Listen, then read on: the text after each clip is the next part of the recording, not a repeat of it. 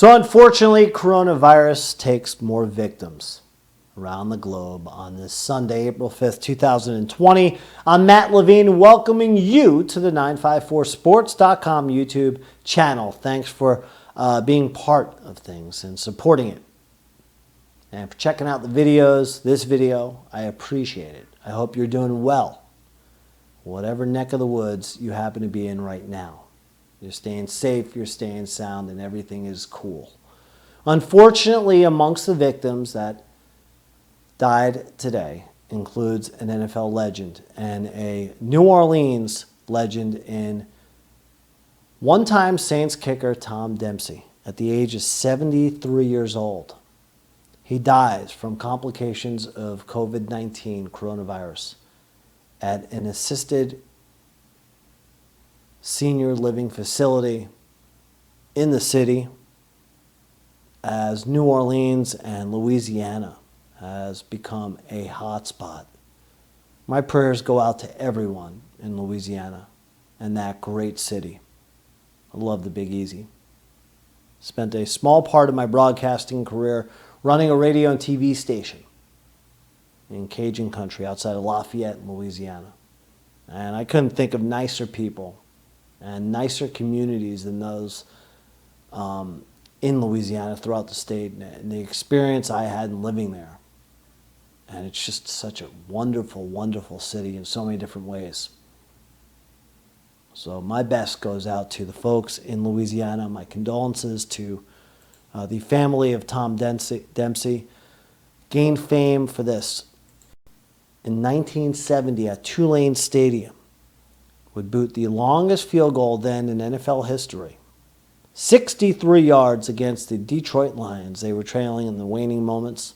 17-16, they'd win by 2 thanks to the kick by Dempsey. And the amazing thing, a right foot kicker, he had the straight on approach as compared to the European kicking style that was catching on that time in NFL football. He was an old school kicker, and that was the shoe he wore on his right foot. He had no toes, born with the handicap. The shoe at the time was specially designed. It was $200. So think of just how amazing that feat was, with literally half a right foot. And again, took place in 1970. Dempsey would kick for the Saints 2 seasons. He wound up being a journeyman in his 11-year career from the Saints. He went on to Cheesesteak City, a.k.a. the city of brotherly love. I love Philadelphia. What groovy uniforms. Look at the retro. White Eagle uniform, white Eagle helmets, right? Love that uniform. From Philly, it was on to Los Angeles for the Rams, kicked. Would go on to Houston next and would wind it up in Buffalo for the Bills. And you can see here on the back of the old football card, look at that old football card. I loved how the old baseball cards, the sports cards, football cards would jam in so much information. Right? And you know that card, probably even till today, would have the scent of bubble gum. Right? Just love that. When you get a pack, I liked smelling the bubble gum more than actually eating the bubble gum. You'd pick up a card from years previous and it'd still have that dusty smell of bubble gum. But as you can see there, the stats will tell you, solid. He converted 90% of his point-after attempts, 62% of his field goals. A legend in more ways than one, and seemed like a complete gentleman off the field. Longtime Saints owner Tom Benson had car dealerships in New Orleans, and Dempsey ran one for him. Big fabric of the community in successfully becoming a head football coach from one of the high schools.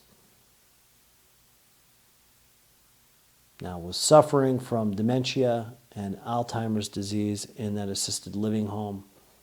And the complications from COVID-19, unfortunately, do him in on this early Sunday in 2020.